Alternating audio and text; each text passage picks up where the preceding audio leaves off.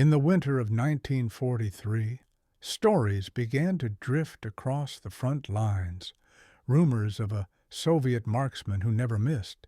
Men called him the Shadow. No record, no photograph, only whispers carried on the wind through the wreckage of Stalingrad. Some said he was vengeance itself, others that he was never there at all.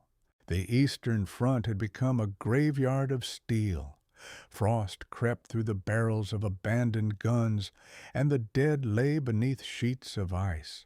In that silence, the legend found space to grow. Patrols vanished without a sound. A single shot echoed once. Then the snow closed again.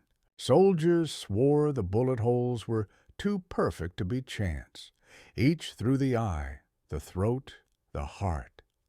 Commanders marked positions on maps, convinced a lone sniper stalked their lines. They offered rewards for his capture, but every squad sent to find him returned with fewer men. Soviet officers denied knowledge of any such shooter. Officially, no record existed, yet field reports, unsigned, half-burned, spoke of a private named Mikhail Petrov, age 23, former forest hunter from Arkhangelsk, expert marksman, unassigned to any regiment.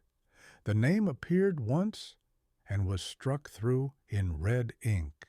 The first confirmed tale placed him near the Red October factory. A German patrol advanced through the ruins. 6 men fell in under 20 seconds.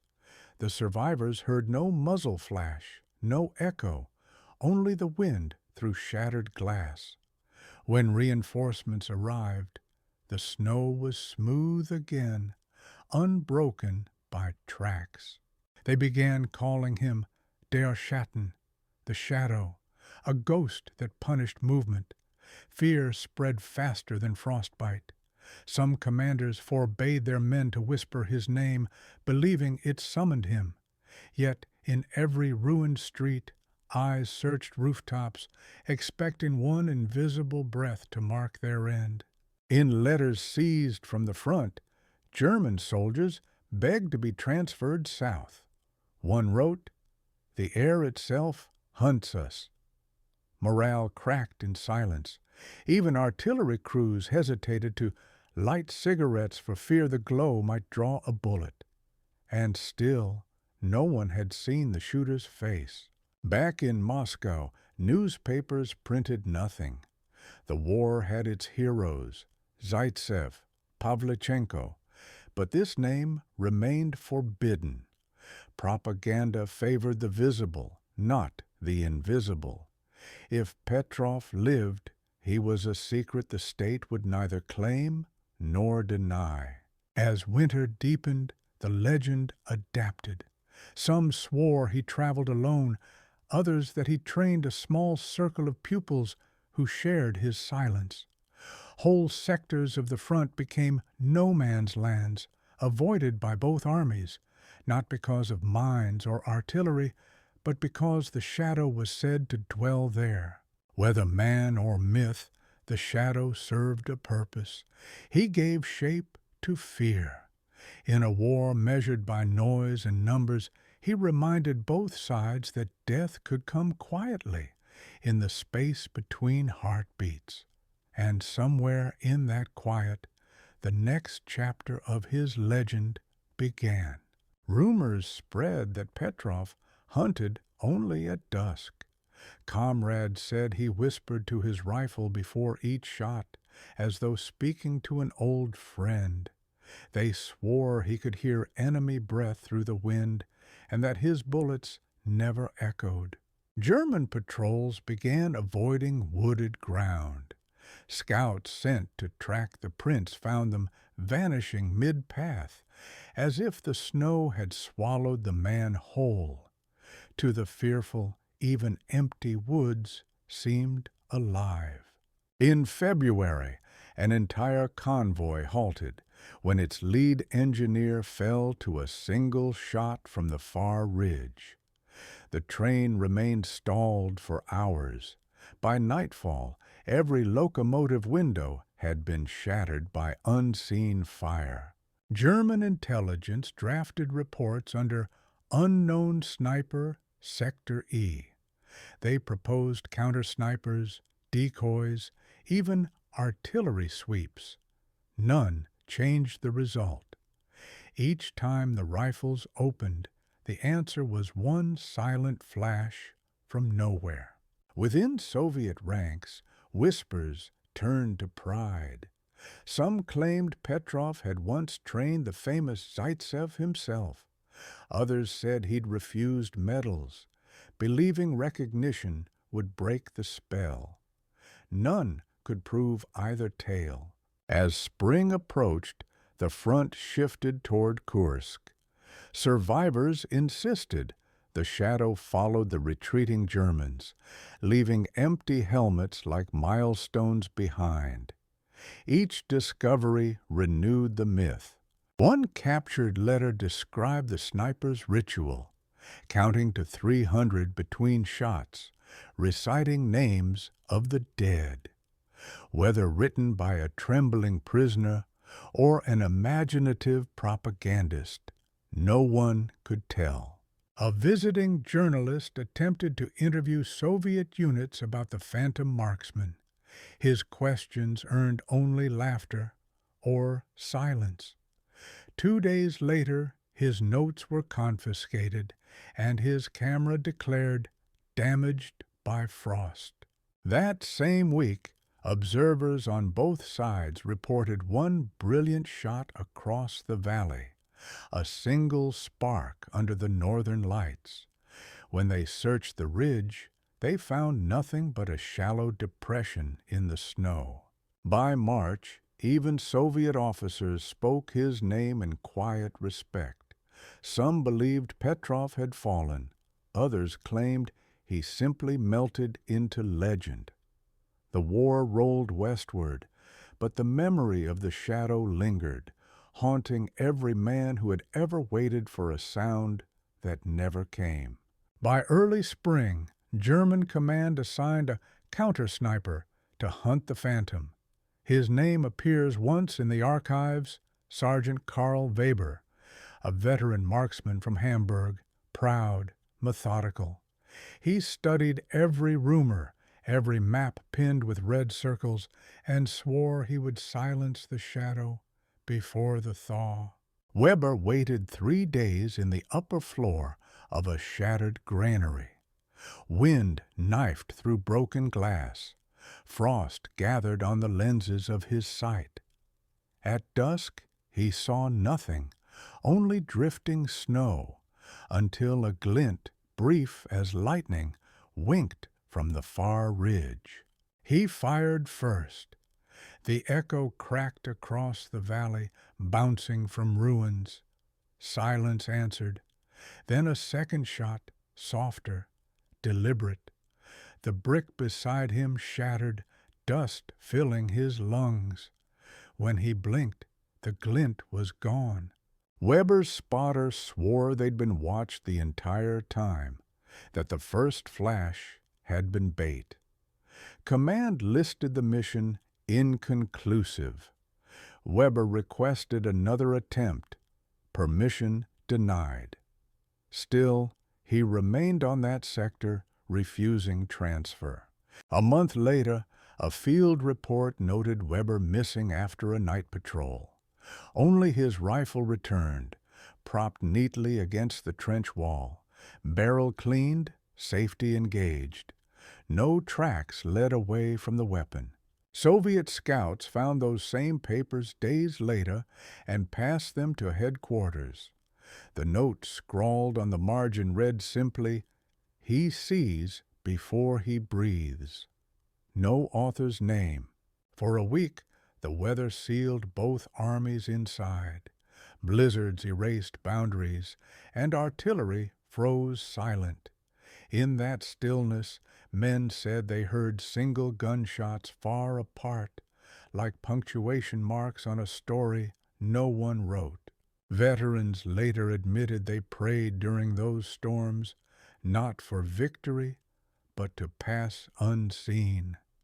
The front felt watched, as if the war itself had eyes.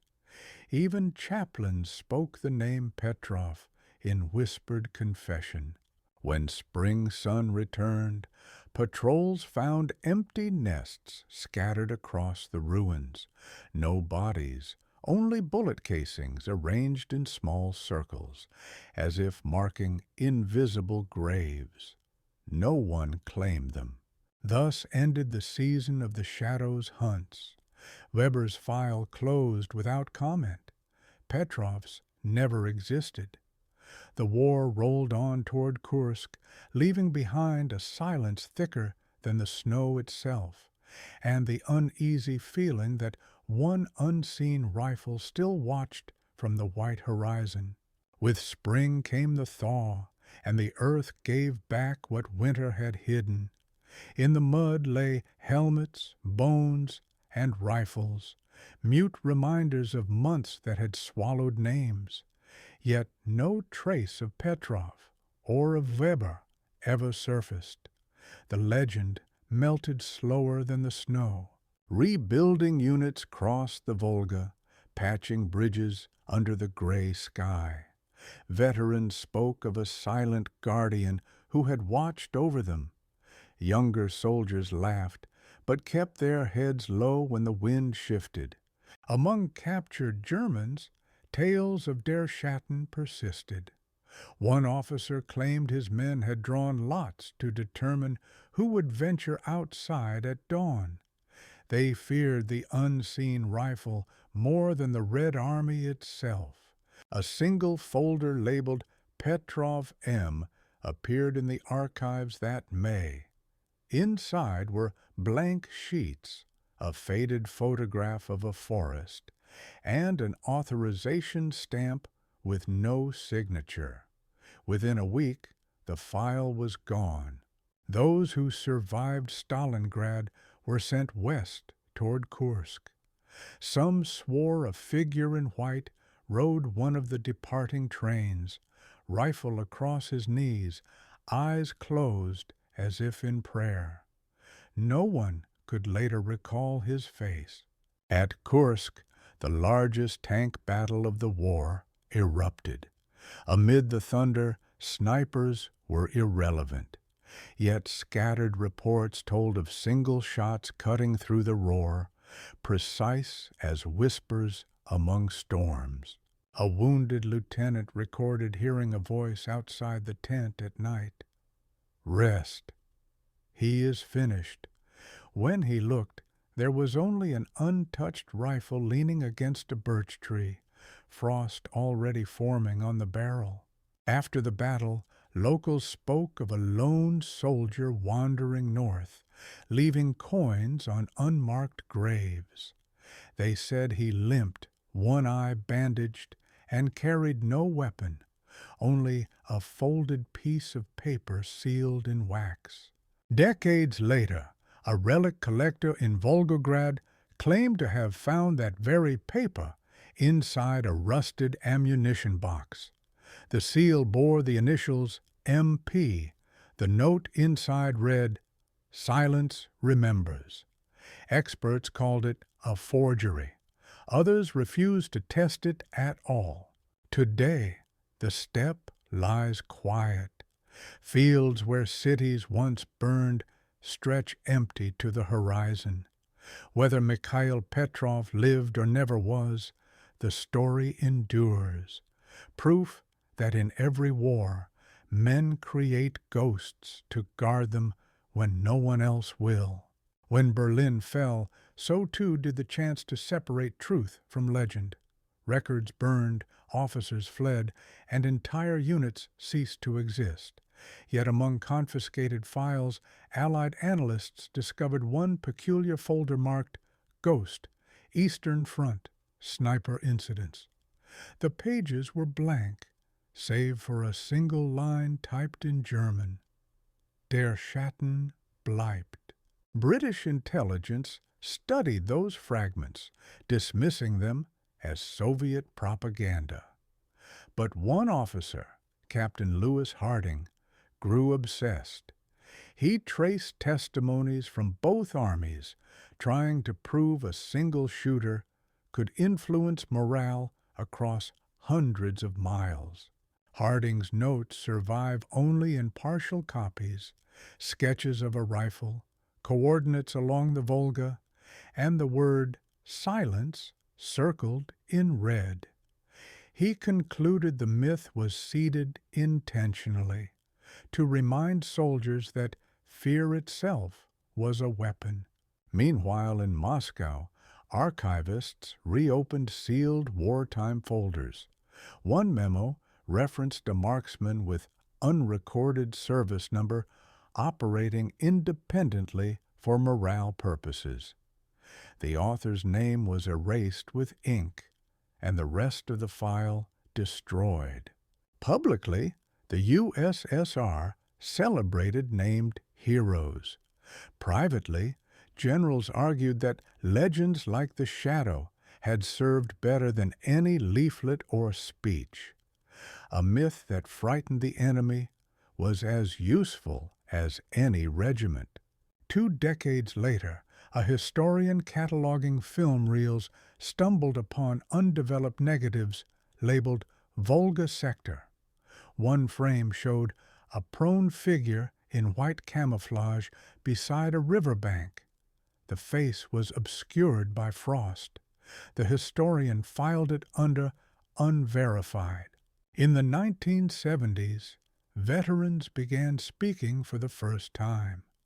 One old German sniper, trembling, claimed he'd glimpsed Petrov through his scope, only to find the same eyes staring back from a mirror.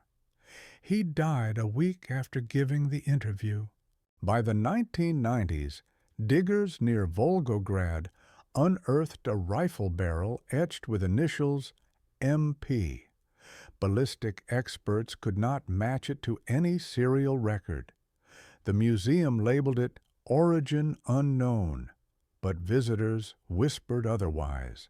Today, that weapon sits behind glass, its metal pitted and silent. The caption reads, "Recovered from the Eastern Front. Owner unidentified." Yet flowers appear beneath the display every winter, left by no one the staff has ever seen. So ends the paper trail, though the legend persists. On quiet evenings, guards at the museum report the faint click of a rifle bolt from behind the exhibit. They check and find nothing, only the whisper of wind through an open vent and the long memory of war. Each year, on the anniversary of Stalingrad's liberation, the museum stays open late. Visitors pass the glass case in silence. Outside, snow drifts through the lamps, the same slow fall that once covered trenches. A guard swears he sees footprints appear on the steps and vanish before he can follow. Camera footage reveals nothing, only static and the hum of old wiring. But on the soundtrack, there is always a small click, metal against metal, too soft to be explained. The staff joke it's the rifle settling in its mount. Others prefer not to speak. Modern historians call the Shadow a composite myth. They say fear created him, that soldiers gave a name to the silence of winter. Yet when asked why identical accounts arise in both German and Soviet diaries, they hesitate, and the microphone records only breathing. Among private collections, scattered notes surface every few years, sketches of snowfields, coordinates, and the initials MP. Each collector claims authenticity. Each note eventually disappears, sold, misplaced, or stolen, leaving only a copy of a copy. Locals still find shell casings after the thaw. Hunters say they feel watched when fog rolls from the river. One claims he heard a breath beside him, though the forest was empty. He left an offering of flowers and never returned to that place. To veterans, the story means something different. Some believe Petrov represented every man who died unseen. Others call him a ghost of conscience. They say the real battlefield never leaves the mind. It simply changes uniforms. Time erases names but not echoes.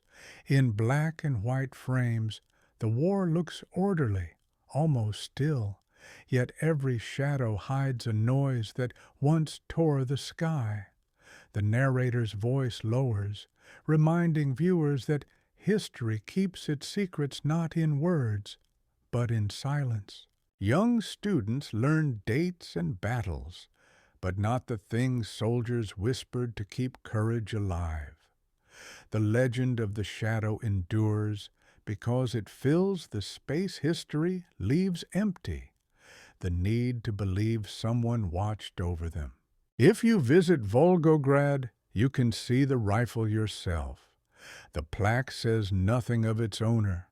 Lean close and you'll hear only the faint creak of glass, as though something inside shifts to listen.